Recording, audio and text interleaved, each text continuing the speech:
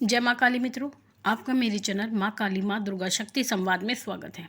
मित्रों, अगर आप मेरे चैनल पर नए हैं तो आप मेरे चैनल को सब्सक्राइब कीजिए, लाइक कीजिए, शेयर कीजिए। साथ ही नोटिफिकेशन बेल को भी प्रेस कीजिए जिससे मेरी आने वाली वीडियोस का नोटिफिकेशन आपको तुरंत मिल जाए।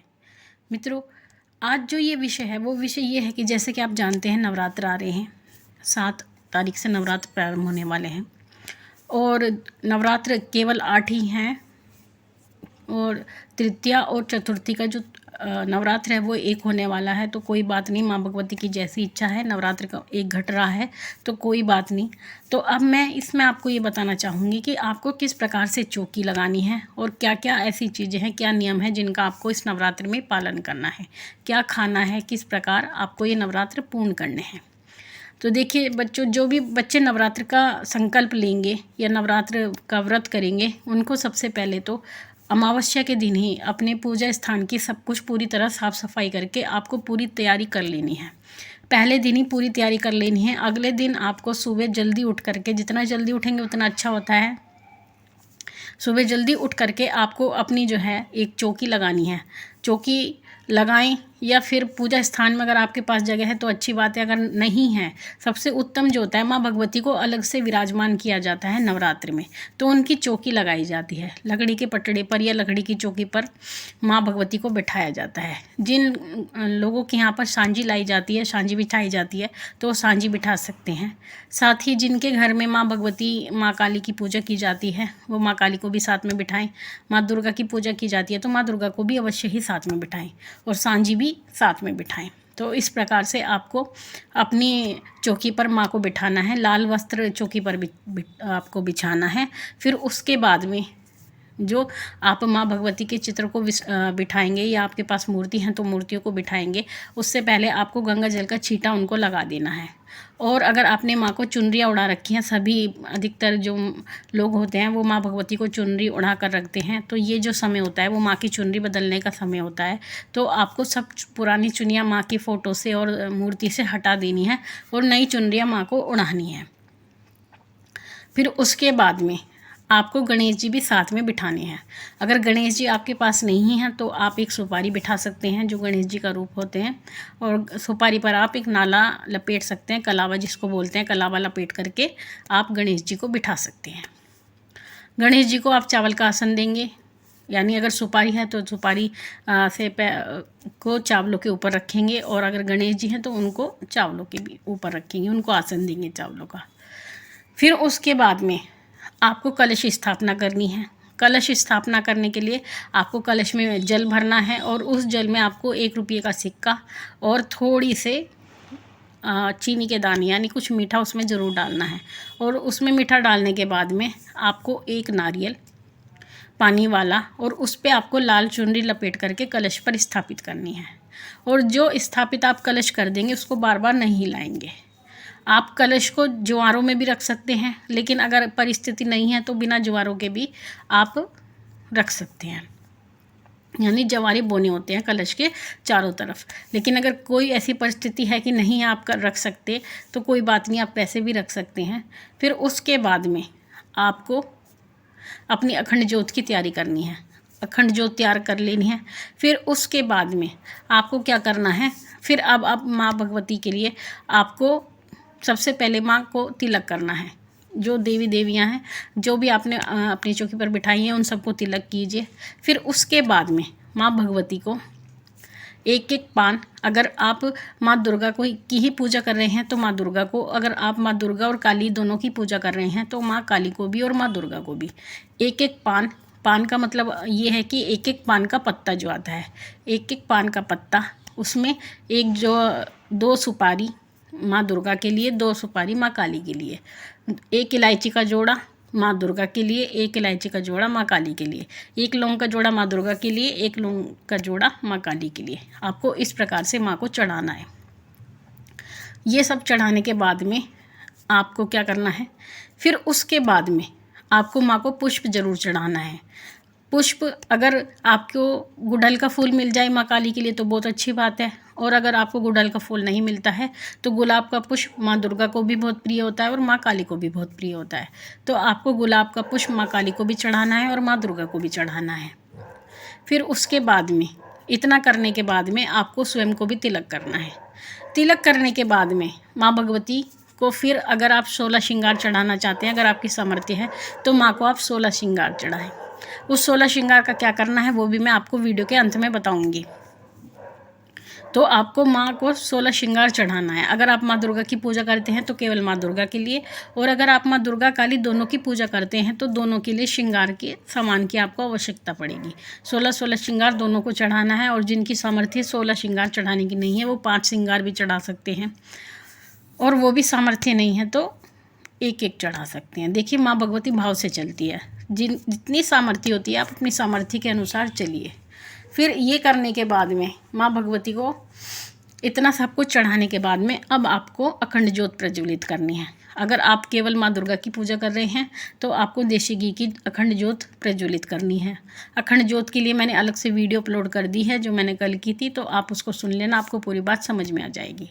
और अगर आपने माँ काली को साथ में बिठाया है तो आपको माँ को सरसों के तेल की जलानी है अखंड ज्योत। और अगर आपकी ये परिस्थिति नहीं है कि आप केवल एक ज्योत लगाना चाहेंगे तो आपको माँ दुर्गा की ज्योत तो अवश्य ही लगानी पड़ेगी। माँ काली की ज्योत आप सुबह शाम की कर सकते हैं। तो वो दोनों ज्योत आपको प्रज्वलित करनी है माँ भगवती का नाम लेते हुए। उससे पहले जैसे गणेश जी आपने बिठाए थे तो सबसे पहले गणेश जी का पूजन आपको करना है। गणेश जी का पूजन करने के लिए आपको उनको एक फल अर्पित करना है, उनको तिलक करना है, और हो सके तो अगर आपके पास अवेलेबल हैं तो बूंदी के लड्डू भी गणेश जी को दे सकते हैं, अन्यथा फल सबसे उत्तम होते हैं। तो वो आपको उनको देना है, और 11 मंत्र गणेश जी के आपको ज़रूर करने हैं, और धूप दीप उनको अर्पित करना है। ये पूजा करने के बाद सबसे पहले आपको गणेश जी की पूजा ही करनी है। ये छूट गई थी बात आगे चली गई। तो सबसे पहले गणेश जी की पूजा करनी है। गणेश जी को सब सामग्री अर्पित करनी है। तांबुल यानी पान भी उनको अर्पित करना है, सुपारी भी उनको अर्पित करनी है, जो कि उनको बहुत प्रिय होती है, तांबुल और पान सुपारी। तो ये अर्पित करेंगे। फिर उसके बाद ही माँ भगवती को भोग अर्पण किया जाएगा। उसके बाद में आपको ज्योत प्रज्वलित कर लेनी है। ज्योत प्रज्वलित करने के बाद में अब आपको माँ को भोग देना है। जो भोग है वो उसमें आप जो ज़रूरी देना है वो पंचमेवा का भोग देना है। पंचमेवा में आप सभी जानते हैं बादाम, काजू, किशमिश और मिश्री, मखाना, गोला, ये सभी चीज़ें आती हैं, आप जानते हैं पंचमेवा जिसको बोलते हैं। तो वो माँ को अर्पित करनी है, दोनों को अर्पित करनी है, माँ दुर्गा को भी माँ काली को भी। फल हैं आपके पास, फल अर्पित करने हैं। मिठाई है तो मिठाई अर्पित करनी है। ये सभी आपको अर्पित करने के बाद में अब समय आता है जब आपको अपने व्रत का संकल्प करना होता है। तो अब आप संकल्प कीजिए, अपने हाथ में जल लीजिए, पुष्प लीजिए और अक्षत लीजिए, जिसको चावल बोलते हैं, और सीधे हाथ में वो आपको लेने हैं, दूसरा उल्टा हाथ आपको उसके नीचे रखना है। और फिर उसके बाद आपको माँ भगवती का नाम लेते हुए, माँ काली का नाम लेते हुए माँ का ध्यान करना है। माँ का ध्यान करने के बाद में आपको अपना नाम बोलना है, अपने पिता का नाम बोलना है या पति का नाम बोलना है। फिर उसके बाद में आपको अपना गोत्र बोलना है। गोत्र बोलने के बाद में आपको अपना पोस्टल एड्रेस बोलना है जिस पर आपकी डाक आती है। उसके बाद जब आप ये पूरा सब कुछ बोल लेंगे, फिर आपको माँ भगवती से प्रार्थना करनी है कि हे भगवती, हे माँ माया, मैं आपके नवरात्र व्रत का संकल्प करती हूँ या करता हूँ, आप मेरे व्रत की रक्षा करना, और जो भी मैं करती हूँ आप मेरी पूजा की, आराधना की, सबकी आप रक्षा करना, और मेरी नियमों का पालन मुझसे करवाना, मेरा व्रत खंडित ना हो। ये प्रार्थना करने के बाद में आपको वो जल भूमि पर छोड़ देना है, अक्षत भी छोड़ देने और पुष्प भी छोड़ देने हैं। तो इस प्रकार से आपका संकल्प नवरात्रि के व्रत के लिए हो जाएगा। फिर उसके बाद में फिर आप जब ज्योत आपकी प्रज्वलित हो चुकी है, आप धूप बत्ती लगा सकते हैं। और फिर उसके बाद में अब आपका समय आता है पूजा का और जप का। तो जो बच्चे नवरात्रि कर रहे हैं उनको सप्तशती अवश्य ही लगानी चाहिए, अपने घर में सप्तशती का पाठ अवश्य करना चाहिए। तो उस पर भी वीडियो कल अपलोड हो जाएगी कि किस प्रकार से सप्तशती का पाठ करना है।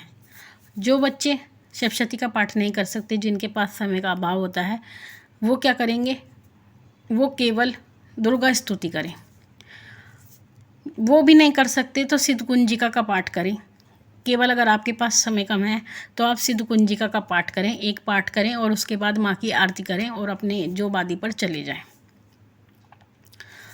और अगर ये भी नहीं कर सकते तो आप अगर दुर्गा माँ की जोत अगर लगा रहे हैं तो माँ दुर्गा की दुर्गा चालीसा करें। अगर दोनों को बिठा रहे हैं तो दुर्गा चालीसा और काली चालीसा का पाठ करें। निर्वाण मंत्र का भी आप जाप कर सकते हैं। जिनके गुरु नहीं हैं वो एक एक माला जाप करें। जो कोई अगर माँ दुर्गा का ही जाप करना चाहता है तो वो ओम दुम दुर्गाय नमः का जाप करे। माँ काली के निर्वाण मंत्र का जाप करे, जो माँ काली को भी साथ में बिठाता है, लेकिन करनी आपको एक माला ही है। ज़्यादा माला का मैं आदेश नहीं दे सकती जिनके गुरु नहीं हैं, क्योंकि जो जाप की ऊर्जा होती है फिर वो आपसे संभाली नहीं जाती। फिर आप परेशान होगे, फिर आप प्रश्न करेंगे कि माँ क्यों हो रहा है हमारे साथ ऐसा। तो इस प्रकार से ये आपको जो विधि मैंने आपको बताई है बहुत ही सरल विधि है। इस प्रकार से आपको ये चौकी सजा लेनी है। और 9 के 9 दिन आपको क्या करना है, 9 के 9 दिन आपको माँ को पान भी चढ़ाना है। रोज़ पान चढ़ाना है, रोज़ सुपारी चढ़ानी है, इलायची चढ़ानी है, लौंग चढ़ानी है। ये आपको 9 के 9 दिन माँ भगवती को चढ़ाना है। और पंचमेवा भी 9 के 9 दिन ही आपको भोग में लगाना है। ये चीज़ें आवश्यक रूप से चलेंगी। अगर आपके पास पुष्प हैं तो माँ को आप पुष्प भी रोज़ चढ़ाइए। लाल पुष्प माँ को बहुत पसंद है, गुड़हल का और गुलाब का। ये नहीं अवेलेबल है तो गेंदे का भी चढ़ा सकते हैं। ये भी अवेलेबल नहीं है तो जो आपके पास मौसमी पुष्प होते हैं वो चढ़ा सकते हैं। व्रत में आपको क्या भोजन करना है, जिनकी सामर्थ्य है वो एक समय नमक खाएं। जिनकी सामर्थ्य नहीं है वो दोनों समय नमक खा सकते हैं, लेकिन नमक आपको सेंधा खाना है और अन्न का बिल्कुल भी सेवन नहीं करना है। नवरात्र में आपको अन्न बिल्कुल त्याग देना है, कोशिश यही करनी है। और अगर आप स्वस्थ व्यक्ति हैं तो आप कोशिश यही करें कि आप अन्न ना खाएं, अगर आपको कोई बीमारी नहीं है। और अगर आपके परिवार के जो भी सदस्य हैं अगर अन्न त्याग सकते हैं तो त्याग सकते हैं, और अगर नहीं त्याग सकते तो कोई बात नहीं। घर में नवरात्र के दौरान आपको किसी भी प्रकार का लहसुन प्याज का बिल्कुल भी प्रयोग नहीं करना है। स्त्रियों को बिल्कुल भी बाल नहीं कटवाने हैं अपने नवरात्र में, इस बात का आपको विशेष ध्यान रखना है। और जिनके घर में अखंड ज्योतियाँ लगेंगी उनको ज़मीन पर शयन करना है। यानी जो बच्चा नवरात्र रखेगा यानी नवरात्र के व्रत रखेगा उनको भूमि शयन करना है। अखंड ज्योत को अकेले बिल्कुल नहीं छोड़ना है। यानी जब आपके घर में अखंड ज्योत जल रही हो तो आपको घर को लॉक करके नहीं जाना है। और घर के परिवार का कोई भी सदस्य जिसके घर में अखंड ज्योत जलती है लहसुन प्याज का और शराब का, मांस मीट अंडा किसी भी प्रकार का बिल्कुल भी सेवन नहीं करेगा। ये नवरात्र का नियम है जिनके घर में अखंड ज्योत जलती है। अगर आप कोई भी कार्य करते हैं तो मेरा ये मानना है कि उसको नियम के साथ किया जाए। अगर नियम कहीं भंग होते हैं तो आपको कहीं ना कहीं परेशानी का सामना करना पड़ता है। आप एक समय भोजन करें तो उचित है, वरना अन्यथा लोग लौंग पर भी के जोड़े पर भी रखते हैं, पताशों के ऊपर भी रखते हैं। अपनी अपनी श्रद्धा और सामर्थ्य होती है, लेकिन एक समय भोजन करेंगे तो अति उत्तम है। और अन्यथा 2 समय भी सेंधा नमक का भोजन कर सकते हैं।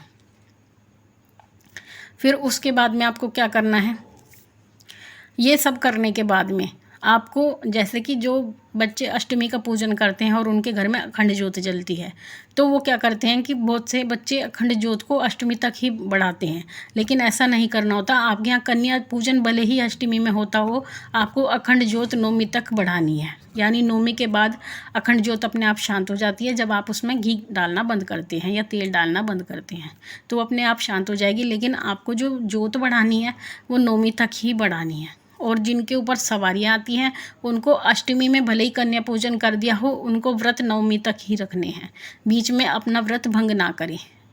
और जो बच्चे नवरात्र नहीं रख सकते वो केवल माँ भगवती की पूजा करें। और साथ ही अगर कोई नवरात्र रखना चाहता है, जैसे कुछ बच्चे 2 नवरात्र रखते हैं, पहला और आखिरी, तो आपको ये कार्य नहीं करना है। पहला और आखिरी नवरात्र नहीं रखना चाहिए, क्योंकि जब आप एक नवरात्र रख लेते हो यानी नवरात्र एक रख लेते हो उसके बाद आपको अपना मुंह अन्न का नहीं करना चाहिए। आपको 2 नवरात्र एक साथ करने चाहिए। अगर आपके यहाँ पर अष्टमी का पूजन होता है तो छठ और सप्तमी का रखना चाहिए। और अगर आपके घर में नवमी का कन्या पूजन होता है तो आपको सप्तमी और अष्टमी में ये व्रत रखना चाहिए। और उसके बाद कन्या पूजन करने के बाद ही आपको भोजन करना चाहिए, यानी अपना मुंह अन्न का करना चाहिए। माँ भगवती के भोग प्रसाद से अपना व्रत खोलना चाहिए। अगर आप पहला व्रत करने के बाद में भोजन करते हैं और बाद में जाकर के सप्तमी या छठ का व्रत रखते हैं तो इस तरह से ये उचित नहीं माना जाता। ये बात आप विशेष ध्यान रखें। तो ये सभी नियम आपको पूरे करने हैं, सभी नियमों का पालन करना है। इसी विधि प्रकार से आपको अपनी नवरात्र की पूजा करनी है। और जो भी मंत्र जाप किया जाएगा, निर्वाण मंत्र का जो भी जाप होगा या दुम दुम दुर्गाय नमः का जो मैं बता रही हूँ माँ दुर्गा का है, ओम दुम दुर्गाय नमः, इस मंत्र का जाप आपको रात करना है। रात के समय आपको 8 बजे के बाद करना है। लेकिन उसके बाद में ये नहीं कि आप पूरी रात बैठे रहें। एक माला का जाप आपको करना है। दुर्गा के जो माँ दुर्गा के मंत्र का मैंने आपको बताया उसका भी एक माला होगी और माँ काली के मंत्र की भी एक माला होगी। तो इसी प्रकार से आपको पूजा अर्चना करनी है। उसके बाद भी अगर आपकी कोई भी जिज्ञासा रह जाती है तो आप मुझे कमेंट बॉक्स में पूछ सकते हैं, लाइव में पूछ सकते हैं। अभी मैं लाइव आती रहूँगी। तो बच्चों, आज का जो ये विषय था वो पूर्ण हुआ। उसके बाद अब मैं अपना प्रश्न ले लेती हूँ।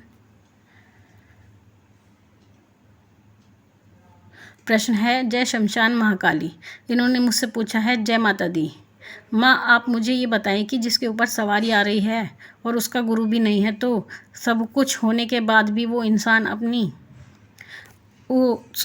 उसका गुरु भी हो तो सब कुछ होने के बाद भी वो इंसान अपनी शक्ति से जन कल्याण ना करे तो क्या ये सही होगा? माँ, कृपया करके मार्गदर्शन कीजिए। देखिए, जिनके ऊपर सवारियाँ आती हैं और गुरु भी जिन लोगों ने धारण कर रखा है, तो ऐसा ज़रूरी नहीं होता कि आपको गद्दी लगाने की आवश्यकता है, चौकी दरबार लगाने की आवश्यकता है। वो आपकी इच्छा पर निर्भर करता है कि आप जन कल्याण करना चाहते हैं या नहीं चाहते हैं। क्योंकि अपना जीवन समर्पित करने के लिए मनुष्य को सारी परिस्थितियों को देखना पड़ता है। क्योंकि ये कार्य ऐसा नहीं होता कि आप 2 दिन करेंगे और 4 दिन के लिए बंद कर देंगे। ये तो जब एक बार प्रारंभ हो जाता है तो फिर चलता ही रहता है, आजीवन चलता है। तो अगर आपकी परिस्थिति नहीं है तो आप ज़रूरी नहीं है कि आप जन कल्याण करें। वो तो माँ भगवती का जब आपको आदेश लगेगा, वो सभी ऐसी परिस्थिति बनाती हैं, आपसे सेवा लेना चाहती हैं तो आप जन कल्याण कर सकते हैं, अन्यथा ऐसा ज़रूरी नहीं होता। अगला प्रश्न है मंडावा रिजॉर्ट का। इन्होंने मुझसे पूछा है माँ, हम जोत तो अखंड ही करना है, मगर माँ हम तो अष्टमी को ही कंजका को खाना खिला सकते हैं क्या? और जोत 9वीं तक रखेंगे। देखिए, अगर आप अखंड ज्योत लगाते हैं तो अखंड ज्योत तो आपकी 9वीं तक ही चलेगी। लेकिन जिनके घर में अष्टमी को कंजिका पूजन होता है, कंजक पूजन होता है, तो वो कंजकों को तो भोजन अष्टमी में ही कराएंगे, लेकिन ज्योत अपनी 9वीं तक खींचेंगे। तो ये विधान होता है। तो आपको 9वीं तक ही अपनी अखंड ज्योत लगानी है। तो मित्रों, आशा करती हूँ मेरे द्वारा दी गई जानकारी आपको पसंद आई होगी। इसी प्रकार की जानकारी प्राप्त करने के लिए आप चैनल से जुड़े रहें। माँ भगवती से प्रार्थना करती हूँ कि वो आपके भंडारे भरती रहे, आपकी सभी मनोकामनाओं को पूर्ण करती रहे। आपसे फिर मिलूंगी अपनी अगली आने वाली वीडियो में। तब तक के लिए जय महाकाली, जय महाकाल।